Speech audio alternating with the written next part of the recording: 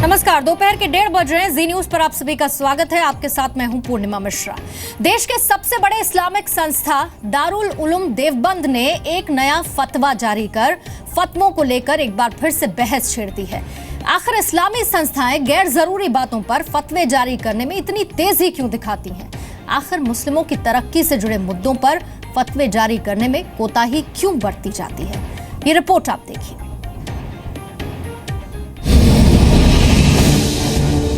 Islamic संस्था दारुल उलूम देवबंद ने एक नया फतवा जारी किया है।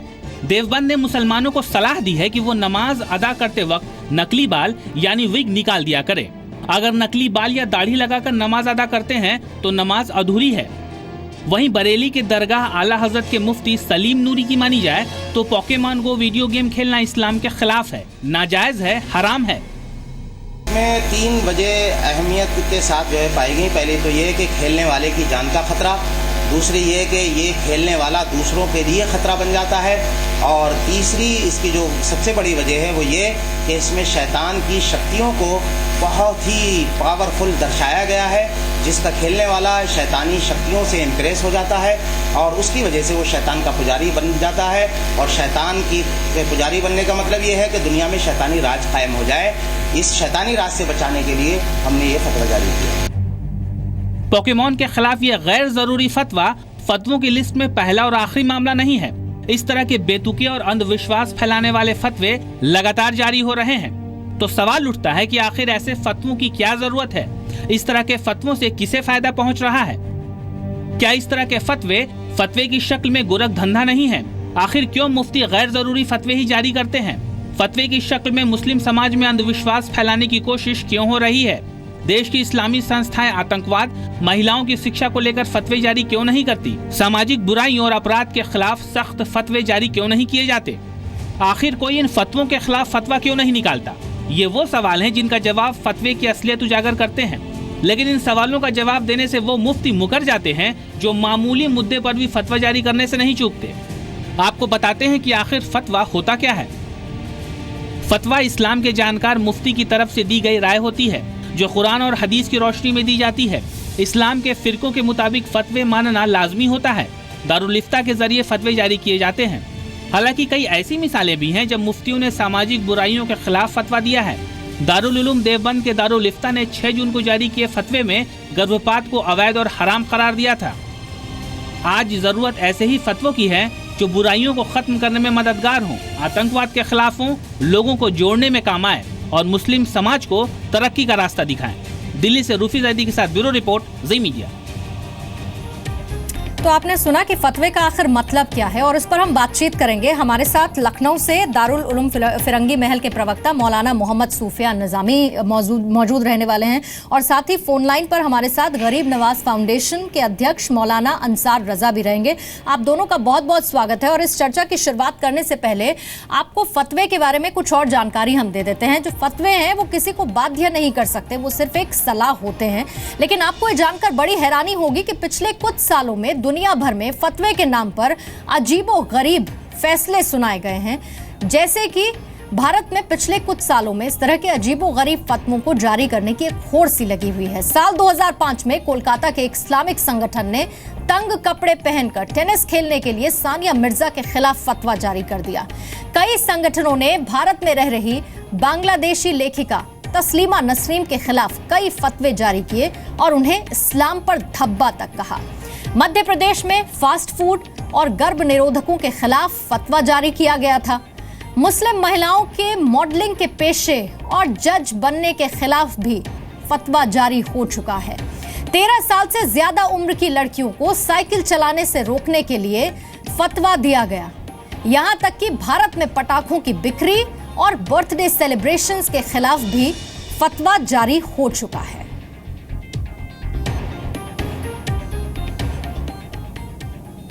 और बातचीत की हम शुरुआत करते हैं। मौलाना मोहम्मद सूफियान निजामी, मेरा पहला सवाल आपसे है, कुछ एग्जाम्पल्स हमने दिए, वो ऐसे फतवे जो गैर जरूरी लगते हैं सुनने में भी और उन्हें फॉलो करने में भी, और अब एक और फतवा जारी किया गया कि विग नकली बाल पहनकर नमाज अदायगी की तो नमाज अधूरी मानी जाएगी।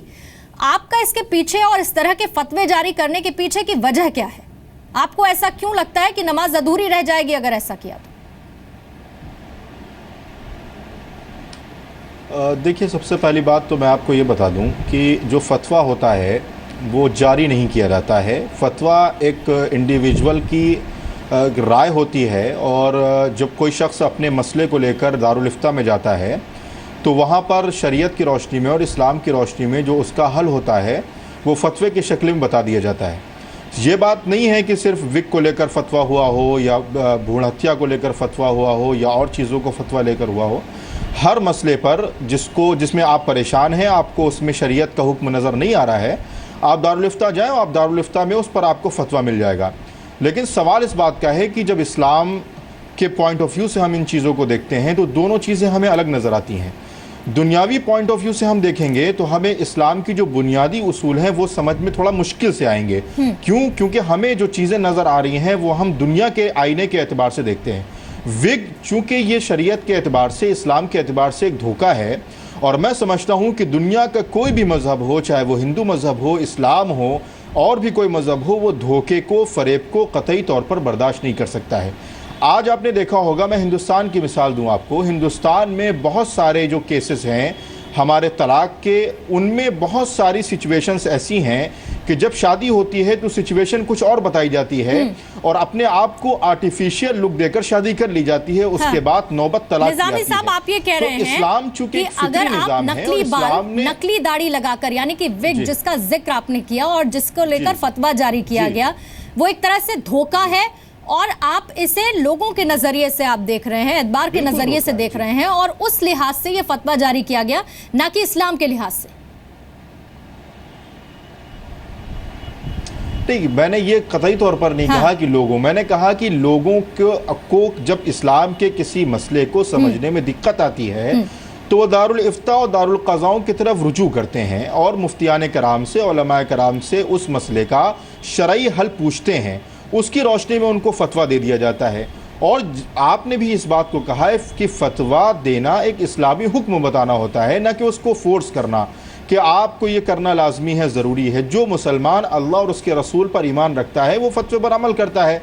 हमारा हिंदुस्तान आज़ाद है, जिसको फतवे पर अमल करना हो वो करेगा, जिसको नहीं करना हो कोई दारुल क़ज़ा उसको फोर्स नहीं करती है। यानी कि एक राय दी गई और उस राय को माना जाए या फिर ना माना जाए, ये एक इंडिविजुअल चॉइस की कैटेगरी में आता है। हमारे साथ मौलाना अंसार रजा भी हैं। अंसार रजा, आपका इस पर क्या कहना है? ये जो फतवा जारी किया गया, क्या आपको लगता है कि कोई फतवा मांगने जाता है और फतवा जारी कर दिया जाता है, क्या फतवे की शक्ल में गोरख धंधा है, बार बार हर बात पे फतवा जारी करना? आप उसे किस लिहाज से देखते हैं?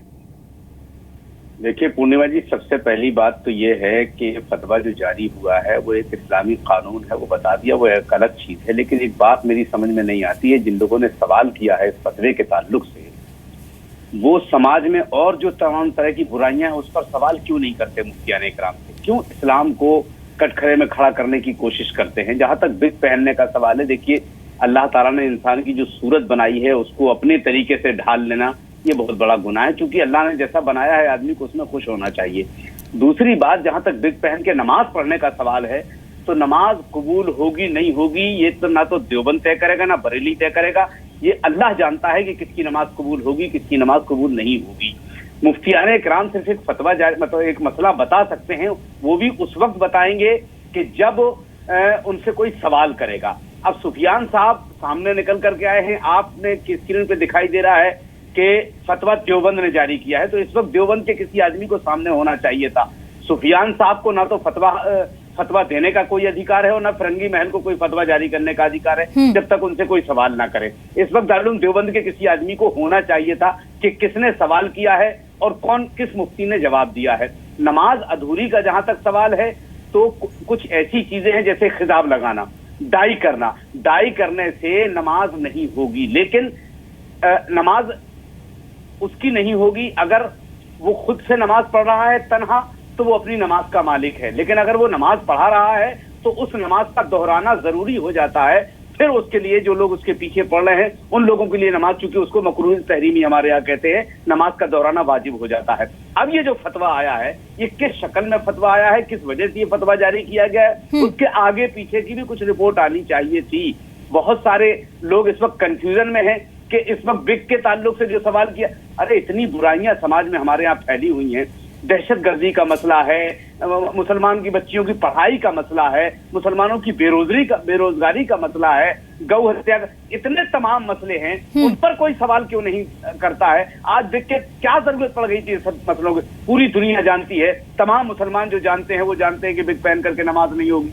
क्यों इस तरह की बातें सामने लेकर के लोग लेकर के इस तरह के फतवे लेकर के सामने आ जाते हैं?